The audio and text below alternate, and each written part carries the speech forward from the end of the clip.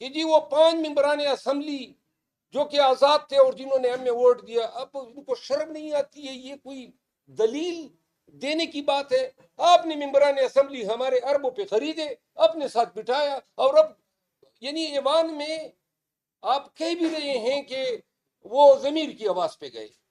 پٹیل صاحب، ماضی میں آپ کے پارٹی کے بھی لوگ فلور کراسنگ کر چکے ہیں، آپ کی حکومتوں کو گرائے ہیں، کیا وہ بھی ضمیر کی آواز تھی؟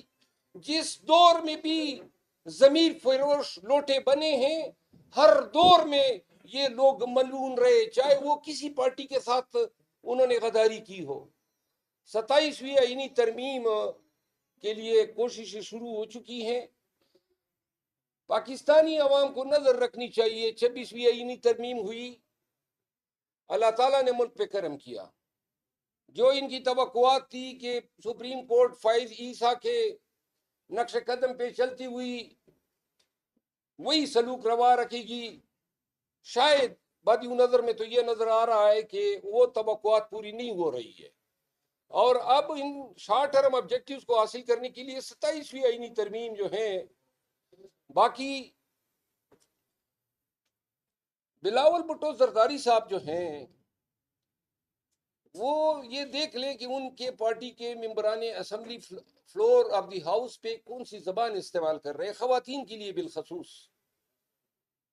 اور ہماری خواتین بہنیں چاہے کسی پارٹی سے ہو، وہ اسمبلی میں بیٹھی تھی، ان کی موجودگی میں انتہائی ناروا، ناگوار اور لحاظ سے گری ہوئی زبان انہوں نے استعمال کی خواتین کے لیے، بالخصوص پاکستان تحریک انصاف کی خواتین کے لیے۔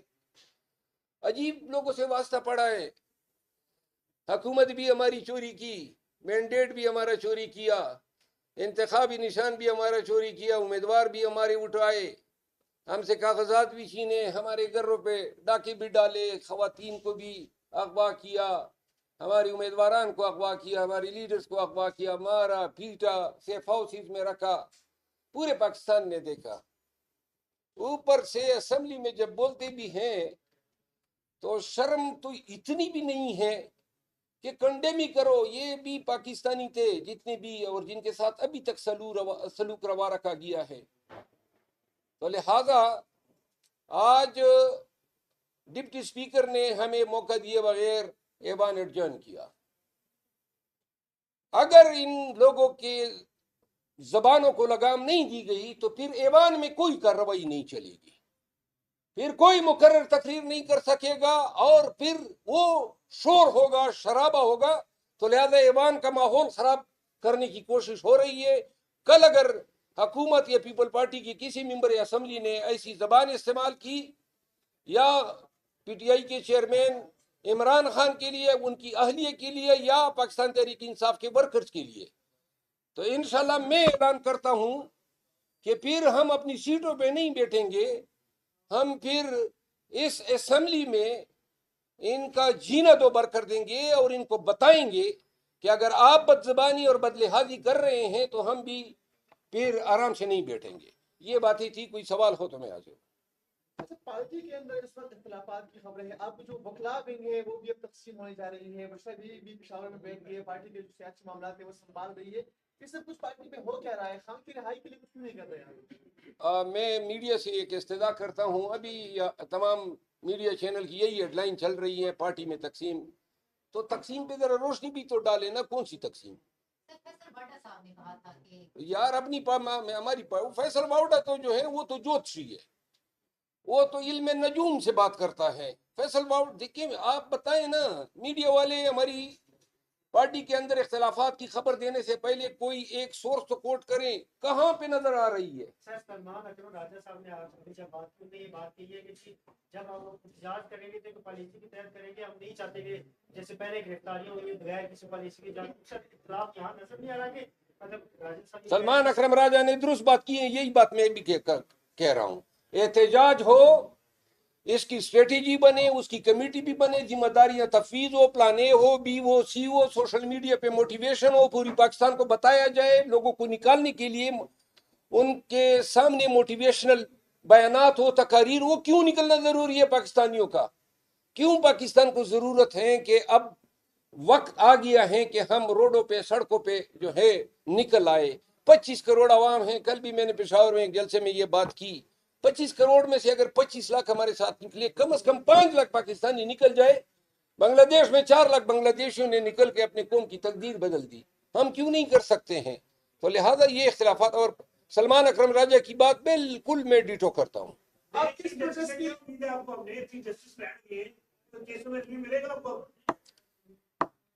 دیکھیے, میں تو وکیل ہوں. ہماری ریلیف کی توقع جو ہے وہ کسی جج سے نہیں ہوتی ہے. ہم اپنے کیس کو دیکھ کے سمجھتے ہیں کہ ہمارا کیس میرٹ کا متقاضی ہے یا نہیں. یہ معنی نہیں رکھتا ہے. البتہ بعض جج صاحبان جو متعصب ہوتے ہیں, جس طرح قاضی فائز عیسیٰ تھے, جس نے پاکستان میں تمام جو ماضی میں بدہیت بدنام ترین جج گزرے ہیں, جسٹس منیر سے لے کر افتخار چودھری تک اور ثاقب نثار سے لے کر بندیال تک, ان سب کی اس نے مٹی پلیت کر دی. یہ عدلیہ کا جو تاثر اور سپریم کورٹ کا جو امیج اس دور میں بنا ہے, اور جو اپنے ادارے کے پیٹ میں جو خنجر انہوں نے گونپا ہے, پاکستان کی تاریخ میں نہ ایسا چیف جسٹس پیدا ہوا ہے اور انشاءاللہ نہ پیدا ہوگا. یہ ایک ذہنی بیمار شخص تھا جس نے چیف جسٹس بننے سے پہلے جسٹس بندیال صاحب کی سپریم کورٹ کے ساتھ پنگا لیا. اس سے پہلے بلوچستان ہائی کورٹ میں 3 ججوں کے ساتھ اس کے پنگے تھے. جب سپریم کورٹ میں آیا اور اس کے خلاف یہ ریفرنس دائر ہوا کہ بھائی یہ جو آپ نے اثاثے یو کے میں بنائے ہیں, یہ پیسے وہاں پہنچے کس طرح؟ تو جناب, چونکہ میں جج ہوں سپریم کورٹ کا, تو یہ پوچھا ہی نہیں جا سکتا. یہ کیا بات ہوئی؟ سب سے زیادہ احتساب کے لیے جب دوسروں کا احتساب کرتے ہو اور مذاق اڑاتے ہو عدالتوں میں کہ بھئی آپ نے یہ کیا, فلاں نے جو ہے فلاں سے تنخواہ لی, فلاں نے یہ کیا, تو اپنا احتساب تو آپ کا سب سے ضروری ہے. کدھر سے یہ آپ کے پاس پیسے آئے؟ اور جو فائز عیسیٰ کا خاندان ہے, ان کی ہسٹری جو ہے وہ ملک سے غداری سے جو ہے مرتب ہے. تو فائز عیسیٰ نے جو کیا, نئے چیف جسٹس صاحب جو ہیں, ان سے ہماری توقعات ہیں کہ یہ جو ان کا پیشرو تھا, جو اس نے پاکستان میں عدلیہ کا جو نظام بگاڑ دیا, جو عدلیہ کی بے توقیری ہوئی, یعنی یہی فائز عیسیٰ تھا جس نے سپریم کورٹ کے ذریعے ہمارے انتخابی نشان چھینا. کبھی عدالت اس طرح کرتی ہے کہ جی فلاں پارٹی جو ہے وہ بغیر انتخابی نشان کے لڑے؟ یہ آپ کا انصاف ہے؟ یہ آپ کا قانون ہے؟ پھر آپ نے دیکھا ہم گئے کہ یہ خواتین کو اٹھایا جا رہا ہے, بچوں کو مارا جا رہا ہے, اغوا کیا جا رہا ہے, پریس کانفرنس برائے بیان ہو رہے ہیں. ہم نے ہیومن رائٹ کا کیس ان کے آگے لگا دیا. کدھر ہو رہا ہے؟ کہاں آنکھیں بھی نکال لیتا تھا, لوگوں کی توہین کرتا تھا, بد لحاظ اور بد زبان آدمی تھا, وکلا کی جو ہے سرزنش نہیں کرتا تھا, بے توقیری کرتا تھا. تو لہٰذا یہ کوئی جج تو نہیں تھا. اور اس کے ساتھ جو رویہ اب لوگوں نے روا رکھ دیا ہے ایئرپورٹوں پہ, اب یہ بھگتے اپنے اعمال کو. جو اس نے کیا ہے اب یہ ساری عمر بھگتے گا. اور شاید مجھے ماضی میں کسی بھی شخص کے ساتھ ایسے رویے پہ کوئی خوشی نہیں ہوئی, لیکن جو اتنے بڑے مناصب پہ بیٹھ کے اپنے آپ کو اتنا چھوٹا ثابت کرتے ہیں, ان کا انجام یہی ہونا چاہیے کہ وہ جدھر بھی جائے ان پہ پٹکار پڑے اور ان پہ لعنت اور لعین ہو. صاحب, یہ فواد چودھری نے آج ٹویٹ کیا ہے کہ پی ٹی آئی کا جو پارلیمان ہے اس میں وکلا کا قبضہ ہے, اور واضح طور پر ان کا اشارہ آپ کی طرف اور جو پارٹی کے چیئرمین ہیں مسٹر گور صاحب ان کی طرف ہے. اس پہ آپ کیا فواد چودھری صاحب کو میں مشورہ دوں گا کہ آج کل وہ بالکل ہی فارغ ہیں اور کوئی اس کو اپنے پارٹی میں لینے کے لیے تیار نہیں ہے. تو لہذا چاند فتح علی خان کے ساتھ بیٹھ کے تبلا بجانا سیکھ لے. آپ نے کہا کہ ہم پروٹیسٹ کریں گے, کیا پروٹیسٹ جو 4 اکتوبر کو آپ لوگ گئے تھے, آپ کے جو مرکزی قائدین تھے وہ غائب تھے, وزیر صاحب شاہد کے ایک بات اور بتا دوں, یہ فیصل چودھری کا راستہ بھی فواد چودھری کاٹ رہا ہے. اس کو یہ بھی برا لگ رہا ہے کہ یہ فواد چودھری جو اس کا بھائی ہے, اس کو وزیرائی کیوں مل رہی ہیں, وہ خان سے کیوں مل پا رہا ہے, وہ عدالتوں میں نمائندگی کیوں کر رہا ہے. آپ یقین کریں کہ یہ اپنے بھائی کا بھی راستہ کاٹ رہا ہے. और साहब ये जो ये जो एहतजाज की मैंने बात की थी, मैंने ये कहा है, दोबारा रिपीट करता हूं, मैंने ये कहा है कि चीफ मिनिस्टर साहब जो हैं, सूबे का चीफ एग्जीक्यूटिव हैं, एक आईनी मनसबदार हैं, और अगर उसको हथकड़ियां लगती हैं खुदा न खास्ता, या उसकी बेतवकीरी होती है, पूरी सूबे की और इस मनसब की बेतवकीरी होती है। मैंने ये कहा था कि अली अमीन खान ने 5 एहतजाजों में बड़ी तमाम जलसे उसने खुद अपने खर्चे पे कराए, और मार खाई, रबड़ की गोलियां उसको लगी हैं, मैं उससे मिला हूं और उसने मुझे दिखाए जो जख्मात इसको आए हैं। मीडिया वाले ड्रामे बना लेते हैं, जो जख्मात उसके वजूद पे रबड़ की गोलियों से लगे हैं। तो लिहाजा मैंने ये कहा कि चीफ मिनिस्टर को अलहदा करें, बैकअप में हमें सपोर्ट दें, हम लोग हैं, हम ये एहतजाज कर सकते हैं। और सलमान अकरम राजा साहब की इस बात की मैं तायीद करता हूं, कमेटी बने, स्ट्रेटेजी बनाए, और इसके बाद जो है एहतजाज हो, ताकि एहतजाज इस तरह ना हो कि अली अमीन खान को अगर हादसा पेश आ गया तो दूसरा कोई लीडर मिले ही नहीं, और डी चौक पे 70-80 हजार वर्कर मौजूद थे, क्यादत कोई नहीं थी। रिटायरमेंट के दौरान बात पत्नी गली से बाहर नहीं निकलती, कोई ऐसी कानून साजी नहीं होनी चाहिए कि 2 साल तक वो बाहर न जा सके। पाकिस्तान में अगर कानून पे अमल दरामद हो,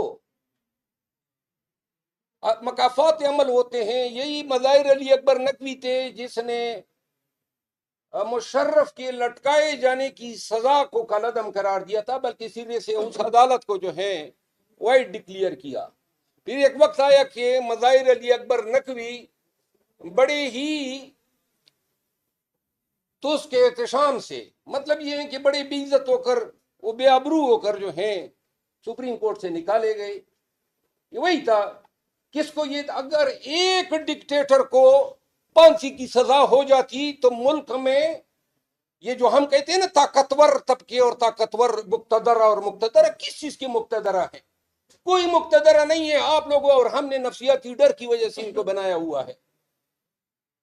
तो मुशर्रफ को सजा न दी गई। ये जो डोगर जैसे जज थे और इफ्तिखार चौधरी जैसे जज, जिन्होंने कानून की ईंट से ईंट बजा दी, आगे आने वाले जजों ने उनके जो अवामिल आमाल थे उनको प्रोटेक्ट किया। चाहिए तो ये था कि इनको कटेरे में जाके खड़ा करते। इफ्तिखार चौधरी के बेटे पे मलिक रियाज की तरफ से कितने अरबों रुपए लेने का इल्जाम था, वो केस किधर गया? कोई तफ्तीश हुई? तो लिहाजा अगर इस लेवल के लोग जेल नहीं भेजे जाते हैं, जज हो, जर्नेल हो, या कोई भी टॉप का ब्यूरोक्रेट हो या सियासतदान, तो वैसे ही इधर से निकलते हैं, दूसरे चले जाते हैं, वो निकलते हैं, फिर उनकी बारी आ जाती है। थैंक यू, शुक्रिया। सर ये